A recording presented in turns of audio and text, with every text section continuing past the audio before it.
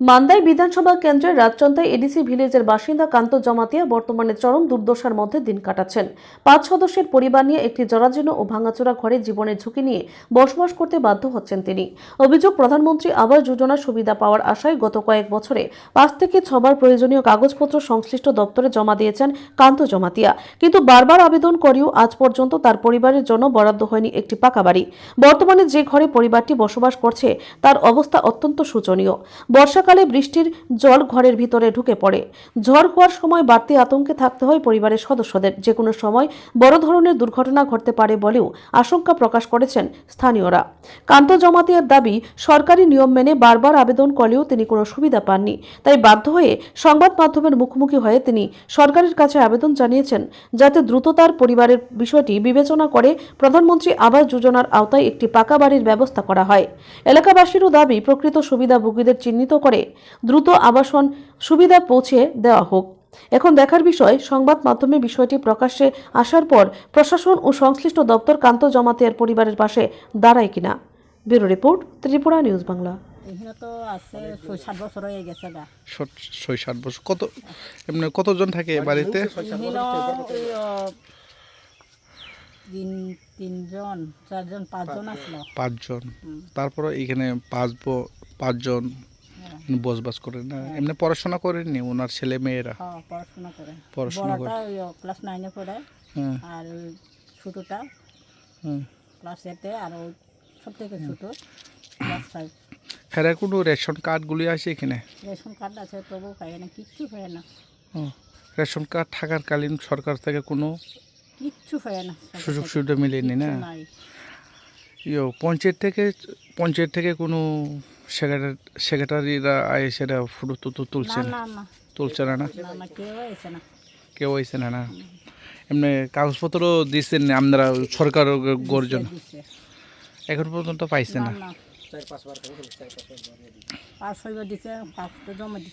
এমনি সরকার গোল জন্য এমনি যে আপনার যেটা সুতো বইনটারা কি রেগা কাজ টাজ পায়নি?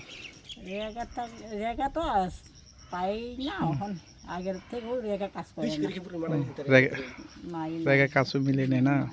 তারপরে আপনারা এখনো বর্তমান সরকারকে আপনারা কি চান, কি দাবি করবেন? আমি তো অনেক বছর হয়েছে, আমার ঘর তো নাই, ঘর পাইলে ভালো আসলো আর কি। সুতো বইনটার তারপরে সুতো বইনটারা কই গেছে? শুধু বোন তো হাসপাতালে, ওই মায়াটা হাসপাতালে ভর্তি আছিল। ও পাপটা ভাঙা হয়েছে, এদের লেগে পাপটা ভাঙা না? জিবি হাসপাতালে না? এখন বর্তমান সরকারকে কি বলবেন আপনারা? আমি চাই এখন গড় পাইলে খুব ভালো আর কি। এখন তো গড় তো নাই, কিছু সুযোগ সুবিধার নাই, আর কিতা করবো। সরকার আয়ে কিছু পায় না। আপনি শুধু বইনের নাম কি? শুভলক্ষী দেবব্রহ্ম। ওনার জামাই? কান্ত জমাতিয়া। কি করে? কাজ করে, এমনি দিন মজুরি করেন না?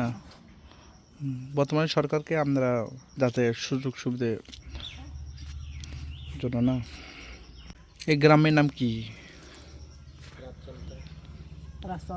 রাজচন্দাই। কোন পঞ্চায়েত? রামচন্দ্রনগর। কোন ব্লক? মান্দাই। কোন বিধানসভা? মান্দাই। 11 মান্দাই। আমরা এমএলএ কে?